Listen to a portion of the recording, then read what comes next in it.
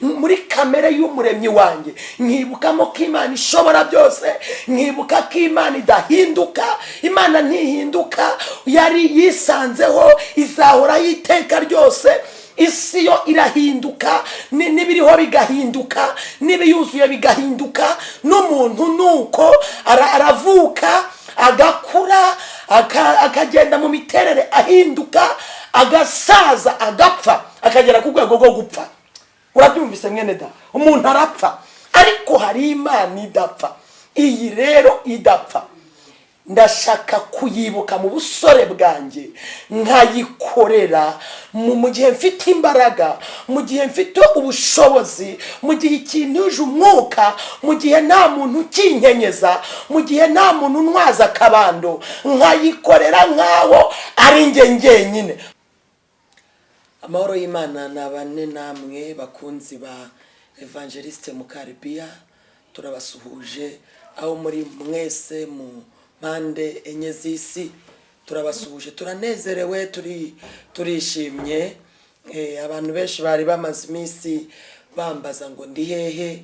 Hari igihe umuntu aba yicaye mu gihe cyo gusenga. Rero mu gihe cyo gusenga nibwo tuhabonera amakuru yo kuganira n'Imana. Kuri kamera nicaranye n'umukozi w'Imana, bamwe ntibamuzi, abandi nibwo bwa mbere, ariko turamwakiriye kugira ngo abibwire. Twicaye hano ku mpamvu z'ijambo ry'Imana. Kimara kubibwira ndahita ko senga Imana, ubundi tubagezeho icyo umwuka abwira umuntu wese Imana yaremye. Ni karibu. Ndabasuhuje, nitwa Samuel Nindemana, ndi umukristo.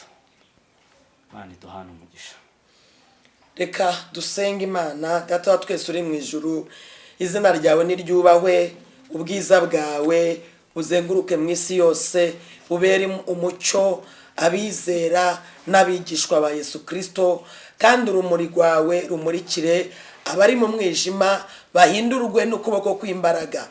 Turanezerewe kuko utwemereye kongera kuba twicaye muri uyu mwanya w'umurimo w'Imana, mwirivuga butumwa. Ntabari twebwe ahubwo izina ryawe rihabwa icyubahiro. Iminsi yose ubuturinda, uturengera, uradukurikirana, ubana natwe, utugirira neza. Ari nabwo nongeye kuvuga ngo uri munini, uri mugari, ineza yawe si ya none irasanzwe, uko wari urejo n'uyu munsi ni kuri. Ntabwo uhinduka nubwo abantu bahinduka, ntabwo uhinduka nubwo isi ihinduka, ntabwo uhinduka nubwo iminsi ihinduka, ariko uri Alufa na Omega, uwa mbere n'uwa nyuma. Nta wakubanjirije, nta n'uzaguheruka, nta n'undi muntu uzigera ugira ishusho nk'iyawe uretse wewe wenyine gusa waje uravuga ngo ureme umuntu mu ishusho ase nawe. Turagushimiye ko turi mu ishusho yawe, nta wundi uzaza yitwa Imana hejuru y'izindi mana zose n'abantu bose, witwa Imana ishobora byose. Turanezerewe rero, reka uganze muri uyu mwanya, ntabari twebwe ahubwo izina ryawe rihabwa icyubahiro. Ngaho rero tegeka, kandi umuntu wese ukurikiranye ijambo ryawe ahazwe n'imiburo yawe mu izina rya Yesu Kristo. Amen. Rero turanezerewe. Hari ijambo riri kunezeza umutima wanjye, riri mu gitabo cy'Umubwiriza, ni igice cya 12. Ndasoma umurongo wa mbere n'uwa kabiri, hamwe nimara gusoza n'umukozi w'Imana nawe icyo umwuka wera yamusize ku mutima nicyo ari buduhe. Ijambo riravuze ngo ujye wibuka umuremyi wawe mu minsi y'ubusore bwawe, iminsi mibi itaraza n'imyaka itaragera, ubwo uzaba uvuga uti sinejejwe nabyo, izuba n'umucyo n'ukwezi n'inyenyeri bitarijimishwa, n'ibicu bitaragaruka, imvura ihise. Imana ihimbazwe. Bashaka kugira ngo ngutangarize ko ugomba kwibuka ijambo umuremyi. Umuremyi nta wundi ni Imana Data wa twese, waremye ijuru n'isi. Muri iyi minsi ndi gukumbura kuri kamere y'Imana. Imana ishimwe, ndimo gukumbura kuri kamere y'Imana, ngakumbura ukuntu Imana iteye. Mu bigaragara Imana yacu ariyo rurema, yaremye ijuru n'isi. Imaze kurema ibintu byose yahise ivuga ngo reka ireme n'umuntu. Irangije yaremye uyu muntu kugira ngo ategeke byose, kandi noneho imurema mu ishusho yayo. Imaze kumurema mu ishusho yayo yamuhaye ubwenge. Imana ihimbazwe. Imana yamuhaye ubwenge bwo gutegeka ibi bintu byose yari imaze kurema. Hanyuma rero uyu nguyu Imana yaremye ni wowe, ariko wavuye muri Adamu. Imana ihimbazwe. Rero sogokuruza wacu Aburahamu ni wowe dukuraho ikintu bita umugisha. Njya kuvuga ngo mfite amatsiko yo kuzabona sogokuru za Aburahamu. Ndashaka kukubwira kamere ya rurema. Imana irimo intangaza muri iyi minsi. Ndimo gukunda Imana ku rwego ruri hejuru cyane. Wenda njyewe nshobora kuba ngaragara mu Mana nk'akabuto gatoya, ariko Imana reka nyigereranye n'iyi si yose, n'uyu mubumbe w'isi uko ukungana. Imana irawurenze. Ariko reka mfate nk'ubwo rugero. Ufashe isi yose uyirebeye mu kirere nuko ingana, noneho reka mfate mu Karibiya nk'akabuto gatoya k'intete y'ururo. Nindangiza mvuge ngo ushobora kuba utamenya, ntumenye nuko niriwe, ntumenye nuko naraye, ariko Imana rurema ikabindeba ikabona ngana n'akabuto ka sinapi. Mu buryo bw'umwuka noneho niba ngana n'akabuto ka sinapi, ndumva nshaka k'Imana inyagura, wenda reka mfate nk'imwe mu ntara z'umujyi wa Kigali, reka mfate nka karere ka Nyarugenge.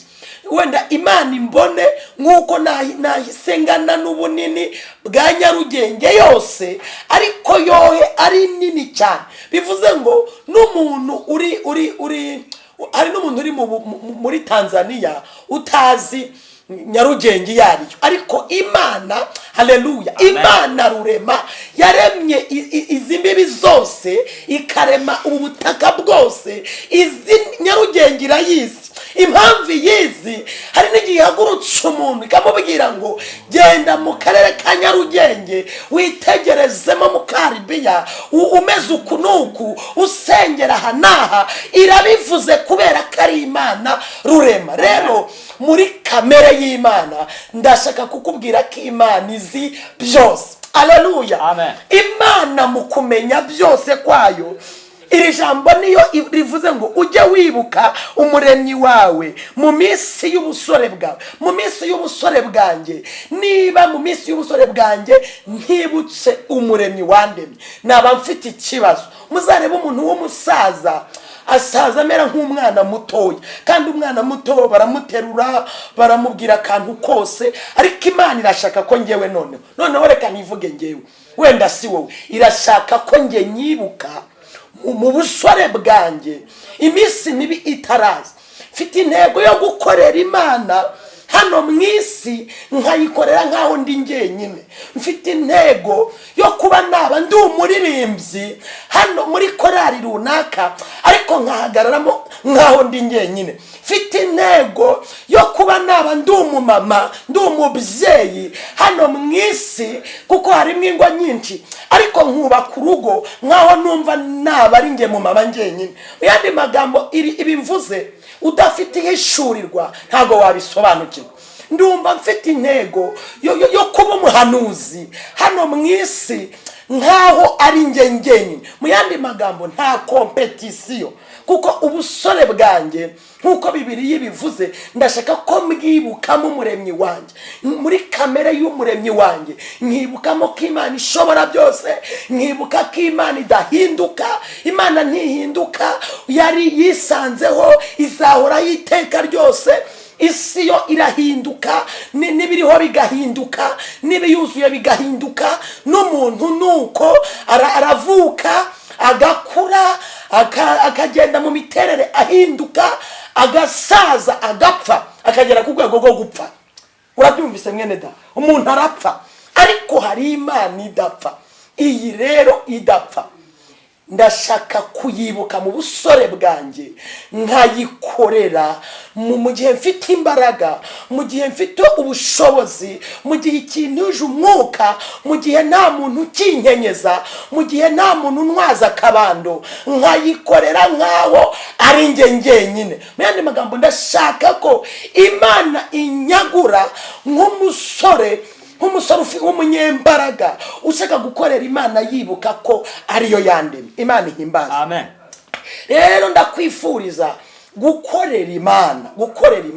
Ubusore bwawe wibupfusha ubusa, ubusore bwawe wibwandarika. Niba uzi kuzapfa, muri kamere y'umuntu harimo gupfa, umuntu arapfa. Niba uzi kuzapfa, fata ubusore bwawe ntubukoreshe muri kompetisiyo. Kandi nyakunda kuvuga iki kintu, niba uzi ko mu Mana ufitemo igihe kirekire cyo gukorera Imana, wipfusha ubusore bwawe ubusa.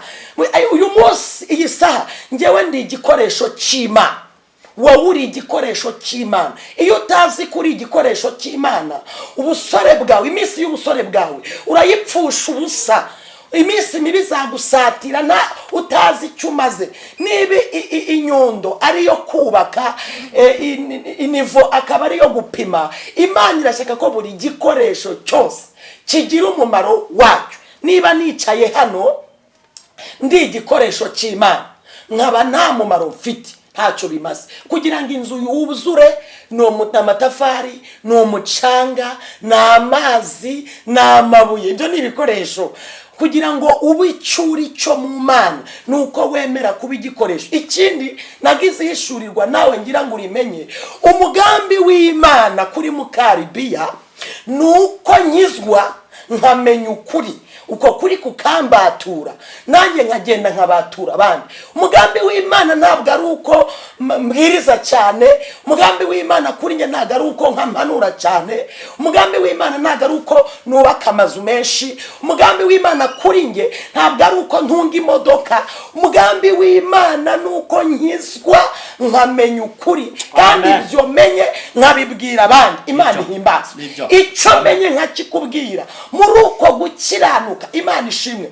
Ejo niho nahoze mbwira abantu, ndababwira ngo hari abantu dufite ubuyobe, ariko ubuyobe bumeze gute?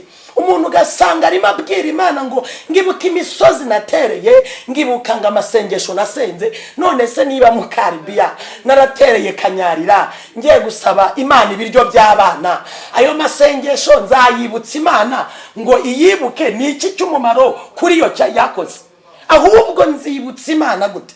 Nzibutsa Imana amasengesho mu gihe nazamutse nkakunihira wowe utanzi, nkagusengera wowe tutagira icyo dupfana mu buryo bw'umubiri, nkasengera itorero ry'Imana, nkasengera umurimo w'Imana, ngasengera abavwayi, ngasengera abapfakazi, nkaterera imisozi kubera ko hari ibintu bitameze neza, sengera igihugu cyanjye, nsengera abantu bareshe n'abaremerewe. Mu yandi magambo, ndimo njyana na Yesu gutabara iki? Abandi. Ningera mu bikomeye, ayo masengesho nzayibutsa Imana kandi zayibuka. Ariko niba uri kubwira Imana mu minsi y'ubusore bwawe, ukapfusha ubusa ubusore bwawe, ukabwira Imana ngo wibuke yuko nazamutse kanyarira kandi wari ugiye kuyisaba inzu, wibuke yuko nagiye banguka ngo utabare kandi wari ugiye kuyisaba ibiryo, wibuke yuko nari ngiye fata inyamakara wari ugiye kuyisaba umugabo, nari ngiye kuyisaba umugore. Ayo uzibutsa Imana ibyo. Ubundi hari n'abajya bagiye gufunga ibigishari, hari n'abajyayo bazamutse bateze bagiye kuzirika. Ibyo ngibyo ni ukuri kose. Imana iravuze ngo ujye unyibuka ndi Uwiteka wowe Mukaribiya mu minsi y'ubusore bwawe.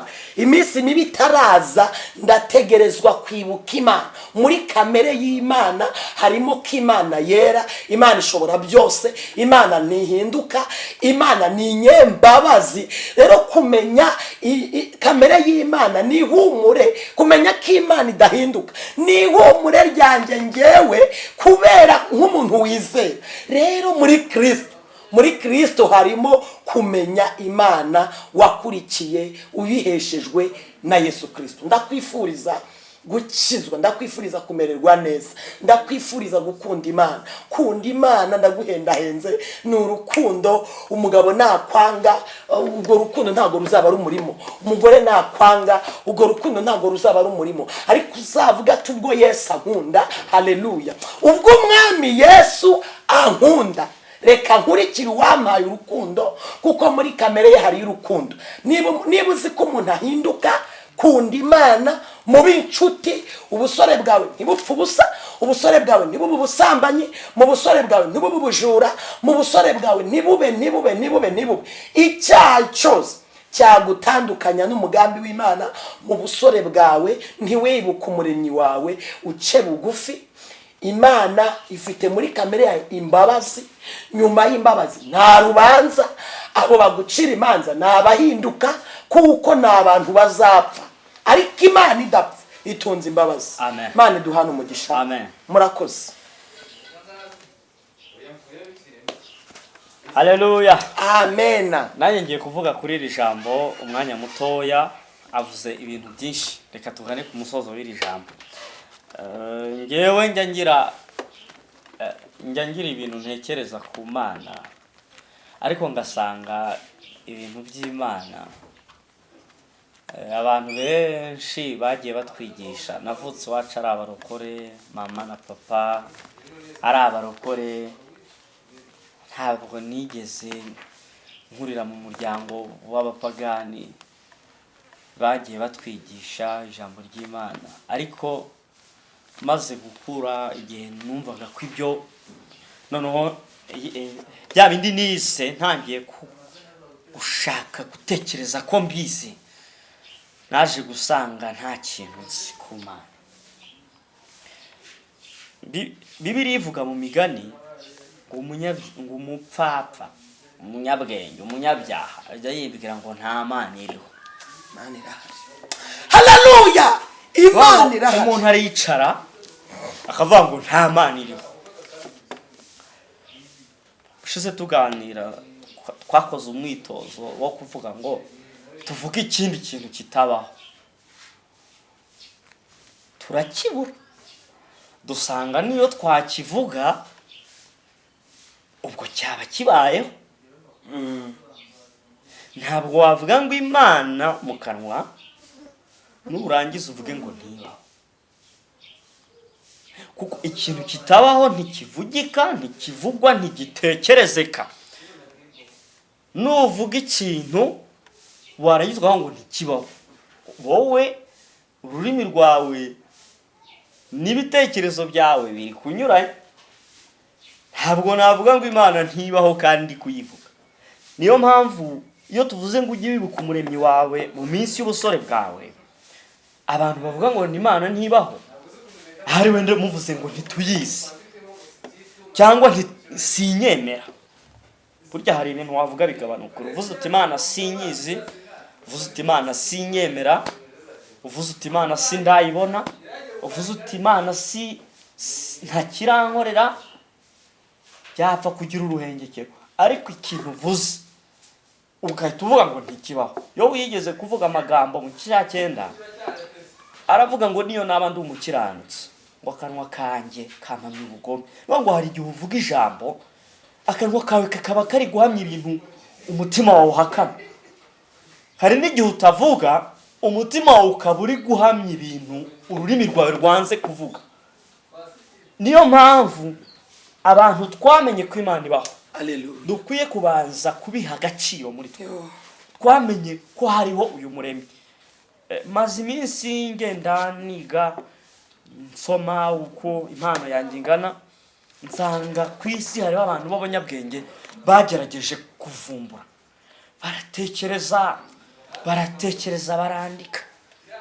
Baratekereza barandika bagira ngo ubwenge babumazeyo. Ariko uko imitekerereze yabo yaguka, basanga nta kintu ahubwo bazi. Nk'ubu nta muntu ubaho mu buvuzi wakubwira ko nimba agiye kubaga umuntu kwa muganga, umudokiteri wavuga ngo 100% uyu muntu azakira. dogiteri arakubwira ngo twebwe turakora ibyo dukora kuri twe dutanga ubuzima, ntabwo abadogiteri batanga ubuzima. Ku ishuri ntabwo abarimu batanga ubwenge. Ndashaka ko abantu batekereza ku muremyi. Ni igihe cyo kugira ngo dutekereze ku muremyi. Ni igihe cyo kugira ngo tujye tubaho dutekereza ku muremyi. Hari umugabo wigeze kuvuga ngo ntabwo wahaka, hari ibintu tudakwiye kwirwa dutaha umwanya duhakana. Aravuga ngo ujye wibuka umuremyi wawe mu minsi y'ubusore bwawe. Umuntu wese. Noneho hari n'ikindi kintu dukwiye gutekereza. Mana yo nta nubwo isaza. Mana ntisaza. Twigeze kuganira igihe kimwe abantu ndababwira ubundi ijambo mujya muritekerezaho. Kuvuga ngo Imana ntisaza. Ntabwo Imana ari umusaza grandi pa w'ubwanwa bw'imvi n'umusatsi w'imvi n'amaso y'ibirori itakibasha gukurikirana imishinga imwe n'imwe. Imana mu Cyongereza baravuga ngo ni forever young. Nuvuga ngo Imana ni umuntu uri gentle, ni umugabo w'umusore ihora ifite imbaraga n'ubwenge bwuzuye. Ntabwo gutekereza byayinaniye, ntisaza. Iri jambo ryitwa ngo ntisaza, iyo riba ritabaho ntabwo twari kumenya ko Imana idasaza. Ariko iri jambo rivuga ngo niba tuvuga ngo urupfu, ubundi hari mu Gifaransa hari amagambo bakavuga ngo le contraire est vrai, ikinyuranyo cy'ibintu kiba ari ukuri. Niba hariho gusaza hariho no kudasaza, niba hariho gupfa hariho no kudapfa, niba hariho ubusore nkuko hano ngo wibuka umuremyi wawe mu minsi y'ubusore bwawe, nimba hariho ubusore hariho n'ubusaza, hariho n'ikitari ubusore kinyuranyo cyane. Nimba bavuga ngo iminsi mibi, habaho n'iminsi myiza. Wowe ushobora kuba uri mu minsi myiza, ariko habaho iminsi mibi. Ntabwo wabihindura kujya kwirirwa ubitaho umwanya uri muritesha umutwe. Habaho iminsi mibi. Njya nkurikira, hari abagabo kera b'Abanyamerika, nkiri umusore najyaga ndeba, bakoraga ibintu by'amafilime. Ugasanga umuntu w'umugabo afite agatuza kabyimbye kagera aha, ugasanga umuntu ntabasha gukoza akaboko hano. Ariko uyu munsi abo bagabo iyo barebye, aba bazi ubwo babumvise abagabo bakinaga amafilime y'Abanyamerika batabashaga kugira gutya ngo kubera iki cyabaga kigera hano n'iki kigera aha n'iki kigera. Uyu munsi hararambutse wagira ngo naho mama ka gatuza kari kameze ngo kagiye wagira ngo n'umugore ubyaye kane. Gupfa neza ni nka tombora yizewe, hamwe utombora bizewe ko uzarya. Nimba waravutse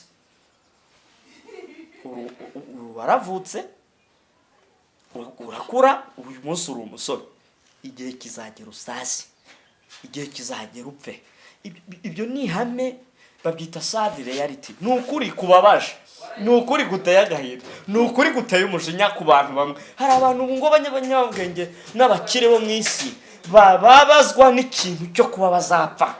Ugatekereza amafaranga umuntu atunze, kweri nzapfa, n'ugatekereza za miliyari afite, ukuntu abaperezida b'ibihugu bamwubaha, ariko agatekereza ukuntu igihe kizagera agapfa. Noneho Bibiliya iravuga ngo biribwa n'abatarabiruhiye. Kandi niko kuri. Burya abana bawe ntabwo ayo mafaranga bayavunikiye. Burya umugore wawe waragiye umubwira uti tubane, umwinginga, umwingingira kuza kurya ibyo ataruye. Hari naho babishakanye, ariko uranapfuka. Hari abo nabonye bapfuka, uramuhendahenda uti wambabariye rwose ukaza ukambera umwamikazi. Araza arya ibyo ataruye. Buriya biba byatangiye. Igihe kiragera umwana umuhendahendera kurya. Umwana ukamuhendahendera kurya. Icyo gihe batangira kubirya ukinahari. Salomo yaravuze nk'ibyo kurya ngo byongere mu rugo ngo nyirabyo bimarira icyo uretse kubirebesha amaso. Yego. Ubirebesha amaso bihita babigabagabana. Ndashaka kugira ngo dutekereze ku muremyi, kuko igihe kizagera dusase. Hepfo ngana ku musozo, ngane ku musozo. Tuzasaza dupfe. Hari ijambo rivuga hepfo. Hari ijambo wikupa. Hari ijambo rivuga ngo ujye wibuka umuremyi wawe mu minsi y'ubusore bwawe, iminsi mibi itaraza n'imyaka itaragera, ubwo uzaba uvuga uti sinejejwe nabyo. Izuba n'umucyo n'ukwezi n'inyenyeri bitarijimishwa n'ibicu bitaragaruka, imvura ihise. Ndasoreza kw'iri jambo.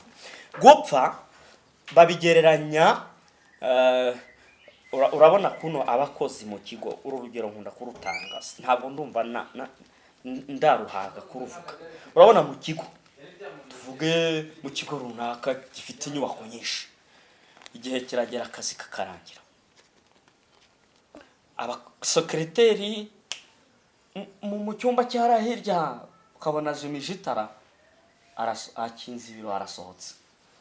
Hirya undi mukozi ukorera cyangwa se kuri nivo yo hejuru akazimya itara agasohoka.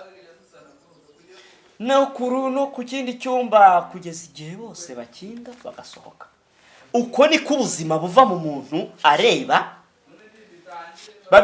amaso agahagarika akazi, kubona bikanga, amatwi akagenda ahagarika akazi, kumva bikanga, amazuru ntubukinukirwa, guhagarara mu mavi bikanga, ukunama kugeza igihe noneho nabyo byanga ukicara, kugeza igihe no kwicara byanga ukaryama. Aha ni ahantu dukwiye kubonera imbaraga z'umuremyi wavuze ngo Imana iremye umwana w'umuntu iramubwira ngo nguhaye amahitamo yo kurya ku giti ugapfa cyangwa kutakirya ukabaho iteka. Ahitamo kukirya. Adamu ntiyigeze aba umwana. Niko n'abasore benshi cyangwa n'abantu bose batazi ko bigeze baba abana. Iyo umuntu ari umusore ntabwo aba yemera ko yigeze abaho atazi no kuvuga ijambo na rimwe. Aba yumva yarahoze nawe ari umusore. Kandi ntabazi ko igihe kizagera umwuka ukamuvamo neza kandi umuntu akabura umwuka, impinja zihumeka ziwufite. Ndagira ngo dutekereze ku muremyi wacu. Kandi nta nubwo umuntu akeneye ngo kwa muhanga urutonde ngo rw'ibyo ngo akurikiza ngo sinkagire umutima wawe n'ijambo ry'Imana rirahari ngo rikwigishe nanjye rinyigishe icyo nkwiye gukora mu minsi y'ubusore bwanjye. Nibuka umuremyi wanjye mu minsi y'ubusore bwanjye kugira ngo nawe azanyibuke mu minsi y'ubusaza bwanjye. Amen. Hallelujah. Nibuka umuremyi wanjye nite kucyambwira mu minsi y'ubusore bwanjye, bizatuma nawe anyitaho mu minsi y'ubusaza bwanjye. Amen. Gihe nzaba ntafite uwo kunkenyeza, gihe nzaba nkeneye guhagarara, umfata amaboko, nkeneye guhagarara, bya bindi nibwiraga byose bimaze, ngeze mu gihe cyo kureba abasimbuka nkumva ntacyo bimariye, nabona bari kurya nkumva ntacyo bimariye, ibintu byose ngo warageze muri sinejejwe nabyo. Wabona abantu bambaye imyenda mishyashya ukumva we ntacyo sinejejwe. Icyo gihe ni igihe umuntu aba akeneye ko hari umurusha imbaraga wamwibuka. Imana idufashe kugira ngo mu minsi y'ubusore bwacu, mu minsi y'ubuzima bwacu twibuke Imana kugira ngo nayo izatwibuke mu minsi y'ubusaza bwacu. Imana iduhane umugisha. Uzame iherezo ryiza mana, uzame iherezo ryiza mana, uzame iherezo ryiza mana, uzame iherezo ryiza mana. Data mu izina rya Yesu turi imbere yawe dusaba iherezo ryiza.